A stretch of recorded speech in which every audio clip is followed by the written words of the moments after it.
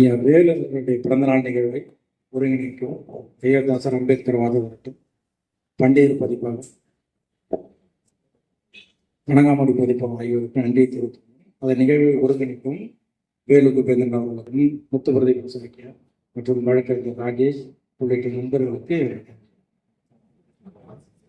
இந்த நிகழ்வுக்கு வருகை இருந்திருக்கும் மயிலாடுதுறை சட்டமன்ற உறுப்பினர் அவர்களுக்கு என்னுடைய நெஞ்சார்ந்த நன்றியை சொல்லியிருக்கிறேன். மேலும் கடந்த 2 மாதங்களுக்கு முன்பு ஐயர்தாசர் அம்பேத்கர் வாசகரத்தம் சட்டமன்ற உறுப்பினர் அவர்களை சந்தித்து ஐயா KPS மணி அவர்களுக்கு மணிமண்டப கோரிக்கையை வைத்தோம். அதை அவர்கள் இந்த சட்டமன்றத்தில் வெட்டு தீர்மானமாக கொண்டாந்தார். அதற்கு இந்த வெட்டு தீர்மானத்தை ஒரு அரசு தீர்மானமாக ஏற்றுக்கொண்டு மணிமண்டபம் அமைத்து மறுபடியும் அவர் அந்த பணியை தொடர்ந்து செய்ய வேண்டும் என்று அன்புடன் கேட்டுக்கொண்டார். இந்த நிகழ்விற்கு வருகிறதுக்கும் குழந்தை அரசன் அவர்களுக்கும் மற்றும் உள்ளிட்ட நண்பர்களுக்கும் நம்முடைய நன்றி. 108வது ஆண்டு 100 ஆண்டுகள் கழித்து நாம் தலைவர்களை நினைவு கொண்டிருக்கிறோம். இது ஒரு வகையில் நமது முன்னோர்களுக்கான நினைவுகூறலாக நமக்கு மாறுகிறது. இந்த நினைவுகூறல் நம்முடைய வரலாற்றில் வெவ்வேறு பரிணாமங்களை அடைந்திருக்கிறோம். நம் தொடர்ச்சியாக என்னென்ன அரசியல் நிலைப்பாடுகளோடு பயணித்துக் கொண்டிருந்தோம், என்ன பணிகளை செய்து கொண்டிருந்தோம், நம் முன்னோர்களுடைய பணி என்னவாக இருந்தது என்பதை பற்றியான ஒரு விரிவான ஒரு பார்வையை ஒவ்வொரு பகுதி சார்ந்த தலைவர்களை பற்றி பேசும்போதும் நாம் புரிந்து கொள்ள முடியும்.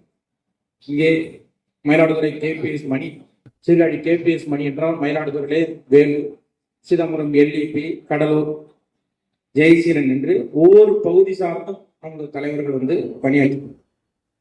அந்த வகையில் வேலு எப்படி முக்கியமானவர் என்றால், முதல் தேர்தலை இந்தியா சந்திக்கும் போது அவர் முதலாக சுயேட்சை வேட்பாளராக போட்டியிட்டார். 58 ஒரு சுயேட்சை வேட்பாளர் வெற்றி பெறுவதற்கு அதற்கு முன்னாடியாக ஒரு சமூக பணி செய்திருக்கிறார். அப்படி சமூக பணி செய்தால்தான் அது சாத்தியக்கூறு ஏற்படும். அதற்கு முன்பாக அவர் திருவள்ளுவர் என்ற பெயரில் விடுதி நடத்தினார். அந்த விடுதி மூலம் மாணவர் இல்லம் நடத்தினார். அது மூலமாக எண்ணற்ற மாணவர்களோடு உரையாடினார். இழிதொழில் ஒழிப்பு பிரச்சாரம் போன்ற பல பணிகளை பட்டியல் சமூகத்தில் செய்தார். அதன் விளைவாகத்தான் மயிலாடுதுறை இரட்டை தொகுதியில் அவர் போட்டியிடும் போது மிக எளிதாக வெற்றி பெற முடிந்தது.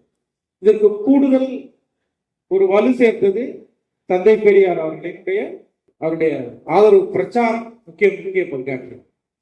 அதற்கு அவர் கம்யூனிஸ்டுகளையும் ஆதரித்துக் கொண்டிருந்தார். அதே சமயம் அவர் காங்கிரசுக்கு எதிரான யாரை வேண்டுமானால் அந்த நேரத்தில் பெரியார் ஆதரிக்கிற சூழலில் இருந்தார். அந்த வகையில் மயிலாடுதுறை தொகுதியில் வேலு அவர்களை ஆதரித்து அவர் பிரச்சாரம் செய்தார், வெற்றி பெற்றார்கள். அப்ப இதனுடைய தொடர்ச்சியாக அவர் அந்த பணியை செய்தார். இப்ப சட்டமன்றத்திற்கு சென்ற பிறகு அவருடைய பணி என்னவாக இருந்தது என்று அந்த சட்டமன்ற குறிப்புகளை நாம் பார்க்கும்போது, முதலாக மன்னமுதல் கல்லூரி அங்க தருமபுரம் ஆதீனம் கலைக்கல்லூரி வருவதற்கு மிக முக்கிய காரணமாக இருந்தார். என்ற கும்பகோணம் ரொம்ப தொலைவாக இருக்கிறது, நமது பகுதியிலே ஒரு கல்லூரி வர வேண்டும் என்பதற்காக அந்த கல்லூரி கொண்டு வருவதற்கு மிக முக்கியப்பட்டது. மேலும் தமிழ்நாடு என்று பெயர் சூட்ட வேண்டும் என்பதற்காக அவர் தனி தீர்மானமே கொண்டு வந்தார். முதலாக தமிழ்நாடு தீர்மானம் பற்றி தமிழ்நாடு அப்படின்ற கோரிக்கை இரட்டமலை சீனிவாசன் தன்னுடைய பம்பாய் வாழ் தமிழர்கள் சார்பாக ஒரு தீர்மானம் கொண்டு வரப்பட்டது. அதன் தொடர்ச்சியாக தமிழகம் முழுவதும் அது ஏற்பாடு செய்யப்பட்டது. அப்புறம் உரிமை ரத்தினம் அவர்கள் சென்னை மாகாண ஷெட்யூல்ட் ஃபெடரேஷன் என்று அச்சிட மாட்டார்கள். அப்போதெல்லாம் தமிழ்நாடு ஷெட்யூல்ட் ஃபெடரேஷன் என்றுதான் அச்சடிப்பாங்க. அந்த நோட்டீஸ்லேயே அப்படிதான் அச்சடிப்பாங்க. அந்த அளவுக்கு தமிழ்நாடு என்ற சொல் பெயர் மாற்றம் அறிவிப்பதற்கு முன்பாகவே பரவலாக இருக்கும். இது முதல் இரட்டமலை சீனிவாசன் அதை தொடர்ந்தார். அதற்கு பிறகாக உரிமை ரத்தினம் அதை தொடர்ந்தார். அதற்கு பிறகாக வேலு போன்றவர்கள் அதை தொடர்ந்தார்கள். பிறகுதான் திமுக அரசாங்கம் வரும்போது 1967 அந்த முடிவை தமிழ்நாடு என்ற கோரிக்கையை முன்னெடுத்தார். சட்டமன்ற தீர்மானம் கொண்டாந்து அது தீர்வு. ஆக ஒரு தொடர்ச்சி இருப்பதை நாம் புரிந்து கொள்ளும். அதனால்தான் வட்டார தலைவர்களை பற்றி, பெரும் தலைவர்கள், தனித்தலைவர்கள் பற்றி நாம் பேசும்போதெல்லாம் ஒரு தொடர்ச்சி இருப்பதை நாம் பார்க்க முடியும். இரட்டைமலை சீனிவாசன் சென்னை மாகாணம் போன்ற பகுதிகளை வேலை செய்தார். அது உரிமரத்தனம் சென்னை அவர் அகில இந்திய அளவில் ஷெட்யூல்ட் ஃபெடரேஷனை வேலை செய்தார். அதன் பிறகு வேலு அவர்கள் இங்கு பணியாற்றினார். ஆனால் ஒரு தொடர்ச்சி இருப்பதை நாம் இங்கே உணரலாம். தமிழ்நாடு என்ற கோரிக்கையாக இருக்கட்டும், பண்ணையால் பாதுகாப்பு சட்டம் கொண்டு வரும்போது அந்த பண்ணையாளுங்கிற பெயரை மிக கடுமையாக எதிர்த்தார். அதனால் எந்த மாற்றமும் இங்கு நிகழாது, பெயர் மாற்றத்தினால் என்ன நடந்துவிட போகிறது என்றது நத்தம் கிராமத்திலே அவர் கூட்டம் நடத்தினார். பக்கத்து கிராமங்களை ஆட்களை எல்லாம் ஒன்று சேர்த்து கூட்டம் நடத்தினார். அதற்கான மாயூர் தாலுகா அந்த நோட்டீஸ் எல்லாம் வடிவமைப்பு பார்த்தா ஒளிபெருக்கி நடத்திருக்காங்க. மிக சிறப்பாக வடிவமைக்கப்பட்ட அந்த ரொம்ப ரேரான நோட்டீஸ் அது. அந்த நோட்டீஸ் நமக்கு கிடைச்சிருக்கு. அப்ப அது போன்ற பணிகள் எல்லாம் நடந்திருக்காங்க. அவர் சொன்ன வரைய பண்ணையால் பாதுகாப்பு சட்டம் வெற்று சட்டமாக தான் மாறி போனது. அதற்கு பிறகு அது எந்த விதத்திலும் பண்ணையாட்களை பாதுகாக்கவில்லை. அப்போது சட்டமன்றத்தில் ஷெட்யூல்ட் காஸ்ட் ஃபெடரேஷனுடைய தலைவராக சட்டமன்ற குழு தலைவராக இருந்த உரிமைரத்தினம் அதை எதிர்த்து கடுமையாக பேசினார். அதற்கு பிற்காலத்திலேயே காங்கிரஸோடு ஒரு இணக்கமான போக்கை கையாண்டார் வேலு அவர்கள். என்ன மாதிரியான இணக்கமான போக்கை கையாண்டார் என்றால், அரசு ஏதேனும் பட்டியல் சமூகத்துக்கு நன்மை செய்யும் என்றால் அந்த நேரத்தில் அரசுடன் இணங்கி போவதில் ஒருபொழுதும் வேலு அவர்கள் தயங்கியதில்லை. அந்த வகையில் தான் பிற்காலத்தில் அவர் காங்கிரஸ் கட்சியுடன் இணைந்து பணியாற்றார். ஒரு முறைகளிலும் இது போன்ற பணிகளை அவர் செய்து கொண்டே இருந்தார். அதற்கு பிற்கால காலத்தில் அவருடைய தேர்தல் தோல்வி, பிற குடும்ப சூழல் போன்ற காரணங்கள் மறுபடியும் தன்னுடைய அரசியல் வாழ்வை விட்டு பொது வாழ்வை மறுபடியும் நம்முடைய குடும்ப பணிக்கே வராது, ஆசிரியர் பணிக்கே மறுபடியும் தன்னுடைய இறுதி காலம் வரையே அப்படிதான் பணி செய்தது. அப்போ நாம் இந்த தருணங்களில் இது போன்ற தலைவர்களிடம் நாம் கற்றுக்கொள்ள வேண்டியது இருக்கின்றன. அவர்கள் காங்கிரஸ் கட்சியில் இருந்து அழைப்பு வந்தபோது அவர் ஏற்கவில்லை, அதை மறுத்துட்டார். அதை மறுத்துட்டு திராவிட பார்லிமெண்ட் கட்சி என்று அப்போது பெரியார் ஆதரவாளர்களால் ஒன்று திரட்டப்பட்டு காங்கிரஸ் கட்சிக்கு எதிராக அறிவுறுத்தப்பட்ட ஒரு அமைப்பில் அவர் ஒன்று சேர்த்து அந்த மக்களுக்காக போராடினார்.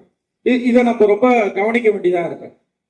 ஆனா பிற்காலத்தில் அவர் காங்கிரஸ் கட்சியில இணைகிறாரு. ஆனா எந்த கொள்கையோட அவர் அரசியல் வாழ்வை தொடங்கினாரோ அது சட்டமன்ற பணி முழுவதுமாக அதே நிலையோடு தொடர்ந்தார். 57 சட்டமன்ற தேர்தல் நடக்கும் போது அப்போது மாநில தலைவராக இருந்த காங்கிரஸ் கட்சி தலைவர்கள் இந்த தொகுதியில் காங்கிரஸ் சார்பாக நிற்க கேட்கும் போது அப்போதும் மறுத்து விடுகிறார். அப்போதும் சுயேட்சையாக தான் போட்டியிடுகிறார். மூப்பனார் அவர்கள் வரும்பொழுதுதான் அந்த காலகட்டத்தில் தான் காங்கிரஸோடு இணைகிறார். மூப்பனார் அவர்கள் காங்கிரஸ் கட்சி தஞ்சை பகுதியோட மாவட்ட தலைவராக இருக்கும்போது துணைத் தலைவராக இருக்கு. அது வரைக்கும் அவர் தனிப்பெருமாக பட்டியல் சமூக கட்சிகளோடு தான் இணைந்து வேலை செய்தார். இது ரொம்ப கவனிக்கத்தக்க ஒன்று என்னவென்றால், பாபா சாஹிப் ஆரம்பித்த ஷெட்யூல்ட் காஸ்ட் ஃபெடரேஷன் கட்சியில் மிக முக்கிய பொறுப்பாளராக அவர் இருந்தார். அதனால்தான் இழிதொழில் போன்ற பிரச்சனைகளை அவர் ரொம்ப இலகுவாக கையாள முடிந்தது. அந்த கட்சியில் ஆரம்பித்த பொழுதுதான் 46, 48 வாக்குகளில் அவர் இழிதொழில் பிரச்சாரங்களை எல்லாம் மேற்கொண்டார். தீண்டாமை ஒழிப்பு இயக்கம் இழிதொழில் பிரச்சாரருடைய மாணவர்களோடு சென்று கிராமங்களில் எல்லாம் அந்த பிரச்சாரத்தை முன்னெடுத்தார். அது போன்ற பங்கெடுப்புகளை செய்தார். கூத்தரசன், கேபிஎஸ் பணி இவர்களோடு தான் இணைந்து பணிகளை செய்திருக்கிறார். இது போன்ற பிறந்த நாட்களில் நாம் இது போன்ற தலைவர்களை நினைவுறுவது நமக்கு ரொம்ப முக்கியமானதாக இருக்கிறது. அந்த அவர் பற்றியான வாழ்க்கை வரலாறு எழுதுவதற்கு 2 ஆண்டு காலம் ஆகிவிட்டது. அதில் தகவல்கள் சேகரிக்க முடியவில்லை. சட்டமன்ற குறிப்புகளில் எடுப்பதில் பிரச்சனை. ஒரு ஐயர் தெரியறது கிடையாது. பழைய ஆவணங்களை நம்மளால் திரட்ட முடியவில்லை. அப்புறம் தலைவர்களை சந்திக்கும் போது அவரோட பழைய நினைவு தப்பியது. அவர்களுக்கு இப்ப நம்ம ஒரு தகவலை சொல்றாங்கன்னா அது 52, 56 நம்முடைய கன்ஃபியூஸ் ஆக வேண்டியதா இருக்கு. ஏன்னா அவர்களுக்கு இது இல்லை. அப்புறம் அந்த காலகட்டத்துக்கு செய்தித்தாளோட கைகளில் இதெல்லாம் சிக்கலை கடந்து ஒரு வடிவமாக வந்திருக்கிறது. இன்னும் ஒரு 2-3 மாதத்தில் அந்த நூல் விரைவில் வெளிவந்துவிடும், அச்சேற்றப்பட்டுவிட்டது. இது போன்ற இந்த காலதாமதத்துக்கு இதுதான் காரணமாக அமைந்தது. ஆனால் விரைவில் இந்த நூலோடு மயிலாடுதுறை மக்களை விரைவில் சந்திப்பேன் என்று மகிழ்ச்சியோடு தெரிவித்துக் கொள்கிறேன். நன்றி.